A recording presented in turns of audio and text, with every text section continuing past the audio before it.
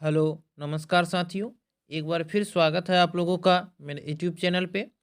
तो आज का पहला प्रश्न है कि भूटान की अर्थव्यवस्था किस पर आधारित है। साथियों, यहाँ आपसे पूछ रहा है कि भूटान की अर्थव्यवस्था किस पर आधारित है, तो इसका सही उत्तर होगा पर्यटन पर।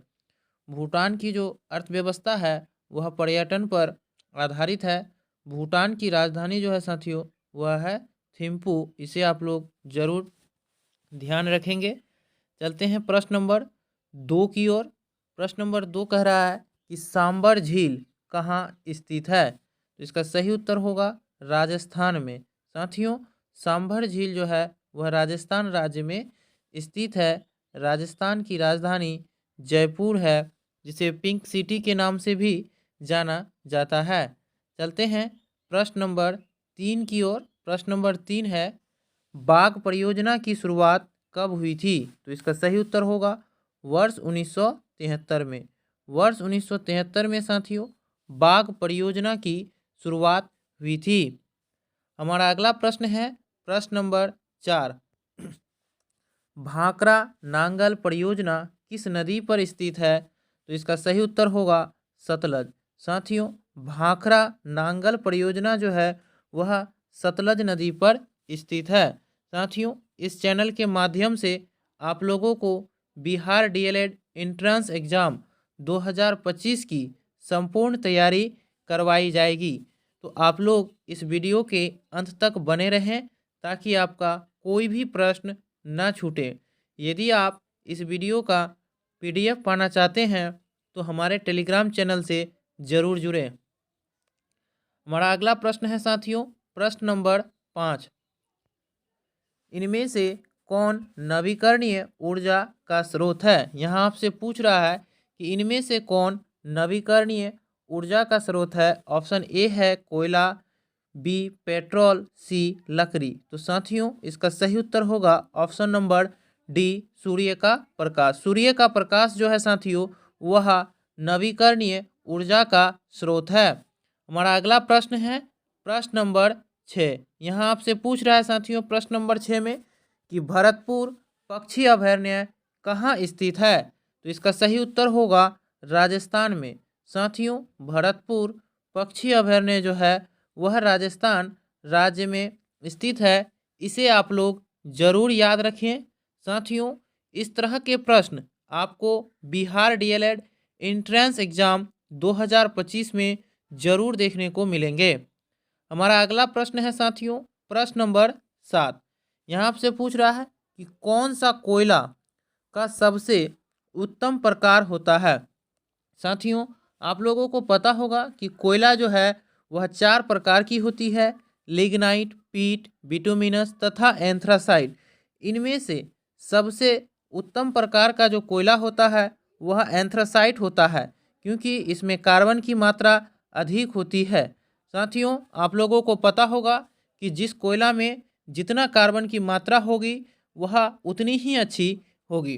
तो इसलिए प्रश्न नंबर 7 का सही उत्तर है ऑप्शन नंबर डी एंथ्रासाइट सर्वोत्तम प्रकार का कोयला होता है।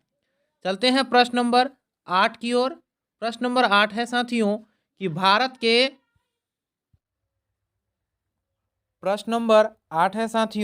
भारत के किस राज्य की तटरेखा सबसे लंबी है, तो इसका सही उत्तर होगा गुजरात। साथियों, गुजरात राज्य की तटरेखा सबसे लंबी है तथा सबसे छोटी तटरेखा राज्य जो है वह गोवा का है। इसे भी आप लोग जरूर याद रखें। चलते हैं प्रश्न नंबर 9 की ओर। प्रश्न नंबर 9 कह रहा है साथियों कि इंग्लैंड में औद्योगिक क्रांति किस उद्योग से प्रारंभ हुई थी। तो साथियों, आप लोगों को पता होगा कि सबसे पहले औद्योगिक क्रांति जो है वह इंग्लैंड में प्रारंभ हुई थी और यह वस्त्र उद्योग से प्रारंभ हुई थी। तो साथियों, इंग्लैंड में औद्योगिक क्रांति जो है सबसे पहले वस्त्र उद्योग से प्रारंभ हुई थी।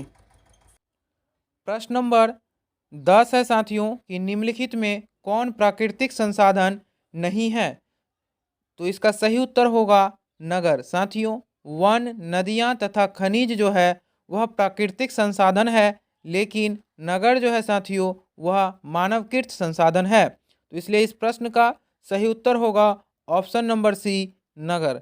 हमारा अगला प्रश्न है प्रश्न नंबर 11। प्रश्न नंबर 11 कह रहा है कि बायोगैस को किस के नाम से भी जाना जाता है? तो इसका सही उत्तर होगा गोबर गैस। साथियों, बायोगैस को गोबर गैस के नाम से भी जाना जाता है। इसे भी आप लोग ध्यान में रखें कि बायोगैस को गोबर गैस के नाम से भी जाना जाता है। हमारा अगला प्रश्न है प्रश्न नंबर 12। यहाँ आपसे पूछ रहा है कि निम्नलिखित में से कौन उद्योग कृषि पर आधारित नहीं है? तो इसका सही उत्तर होगा सीमेंट उद्योग। साथियों, सूती वस्त्र, चीनी उद्योग तथा जूट उद्योग जो है यह कृषि पर आधारित उद्योग है, लेकिन सीमेंट उद्योग जो है यह कृषि पर आधारित नहीं है। इसलिए प्रश्न नंबर 12 का सही उत्तर होगा ऑप्शन नंबर बी। हमारा अगला प्रश्न है साथियों प्रश्न नंबर 13। यहाँ आपसे पूछ रहा है प्रश्न नंबर 13 साथियों कि वाष्पीकरण की प्रक्रिया के कारण वस्तुएं जो होती है वह क्या होती है? तो इसका सही उत्तर होगा वाष्पीकरण की प्रक्रिया के कारण वस्तुएं ठंडी होती है। तो प्रश्न नंबर 13 का सही उत्तर होगा ऑप्शन नंबर बी कि वाष्पीकरण की प्रक्रिया के कारण वस्तुएं ठंडी हो जाती है। हमारा अगला प्रश्न है प्रश्न नंबर 14। यहाँ आपसे पूछ रहा है कि भारत का सबसे बड़ा रबर उत्पादक राज्य कौन है? तो इसका सही उत्तर होगा साथियों प्रश्न नंबर 14 का सही उत्तर होगा केरल। तो चलते हैं साथियों आज के अंतिम प्रश्न की ओर। आज का अंतिम प्रश्न है कि राजा राम मोहन राय द्वारा ब्रह्म समाज की स्थापना कब की गई थी? तो इसका सही उत्तर होगा 1828 में राजा राम मोहन राय के द्वारा ब्रह्म समाज की स्थापना की गई थी। तो धन्यवाद साथियों, फिर मिलते हैं अगले वीडियो में। तब तक के लिए जय हिंद।